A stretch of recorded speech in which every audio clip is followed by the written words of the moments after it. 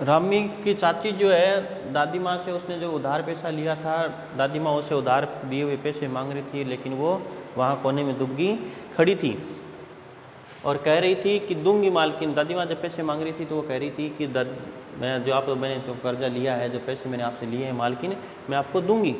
रामी की चाची रोती हुई दोनों हाथों से आंचल पकड़े दादी माँ के पैरों की ओर झुकी।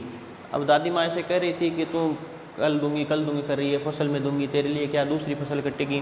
तब रामी की जो चाची है वो रोती हुई अपना आंचल दोनों हाथों में पकड़े हुए दादी माँ के पैरों की ओर झुकने लगी, भाई क्षमा करने के लिए या पैसे कम करवाने के लिए, और कहती है कि बिटिया की शादी है, आपने दया करेंगी तो उस बेचारी का निस्तार कैसे होगा।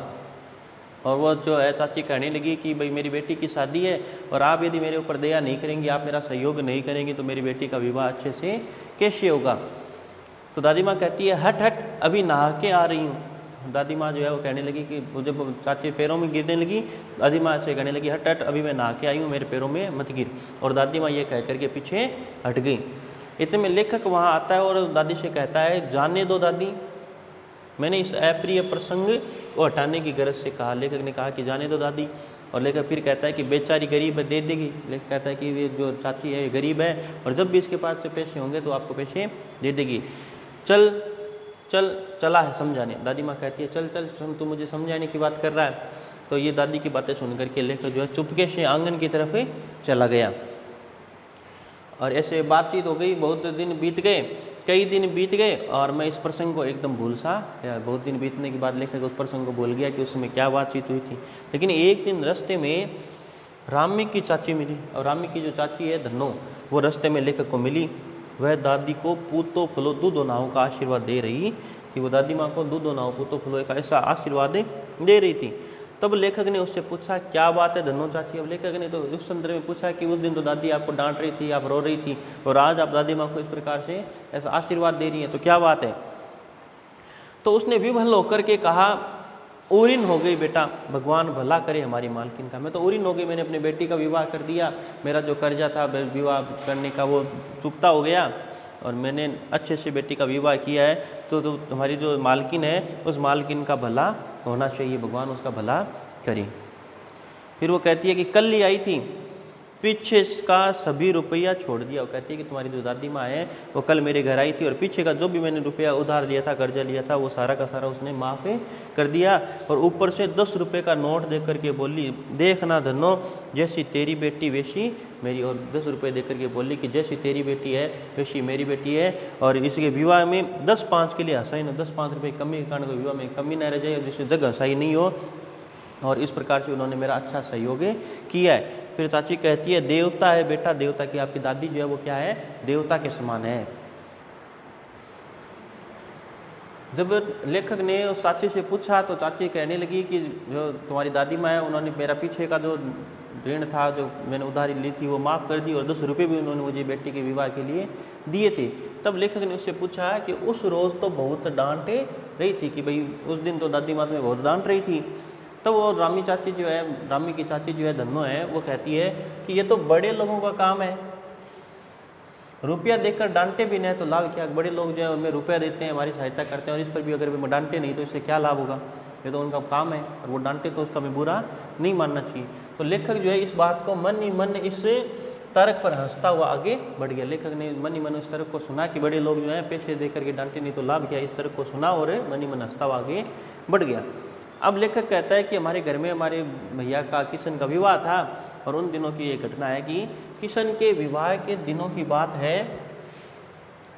विवाह के 4-5 रोज पहले से ही औरतें रात रात भर गीत गाती है। कि विवाह का जब समय होता है तो घरों में 4-5 रात पहले ही लोग महिलाएं जो गीत गाना शुरू कर देती है। विवाह है कि रात को अभिनय भी होता है, जब बारात चली जाती है तो महिलाएं घर में बसती है, और तब वो महिलाएं जो होती है आपस में मिल करके घर में एक अभिनय करती है।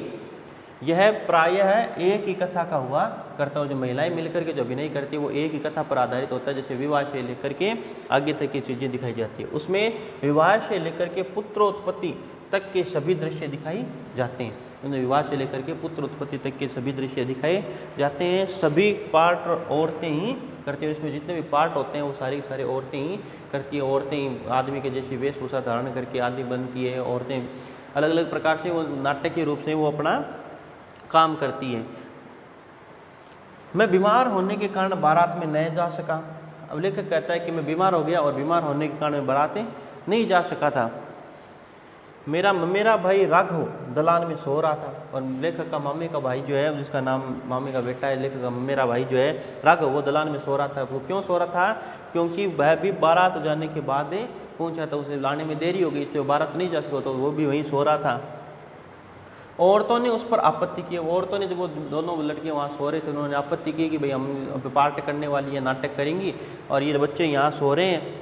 तो उन्होंने आपत्ति दर्ज की कि भाई इनको उठाओ। तो दादी माँ बिगड़ी, और दादी माँ उनकी बातें सुन करके बिगड़ गई और बोली, लड़के से क्या पर्दा, ये तो छोटे लड़के हैं, इनसे क्या पर्दा। लड़के और ब्रह्मा का मन एक सा ही होता है। लड़के और ब्रह्मा का मन जो होता है वो एकदम साफ और शुद्ध होता है, इनसे हमें पर्दा नहीं करना चाहिए। मुझे भी पास ही एक चारपाई पर चादर उड़ाकर दादी माँ ने चुपके से सुला दिया था। कहता है कि वहाँ जब महिलाएं अभिनय कर रही थी, वहाँ पास में एक चारपाई डाल करके मुझे दादी माँ ने चुपके से वहाँ सुला दिया और ऊपर चादर भी उड़ा दी।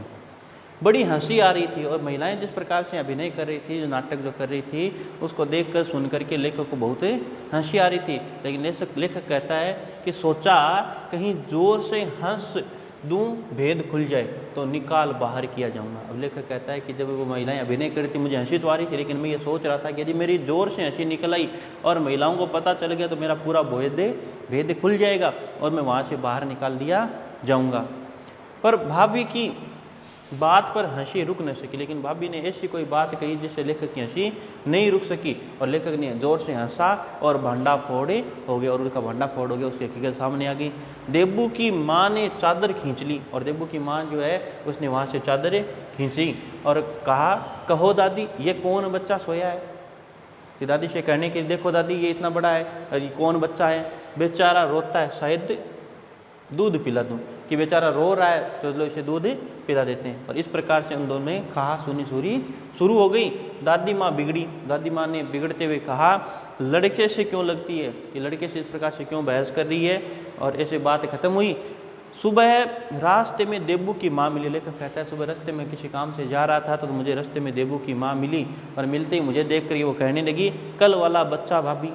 तो वो कहने लगी कि देखो कल रात को ये इतना बड़ा है, ये भी बच्चा बन करके वहाँ सोया था, देखो कल वाला बच्चा आ रहा है।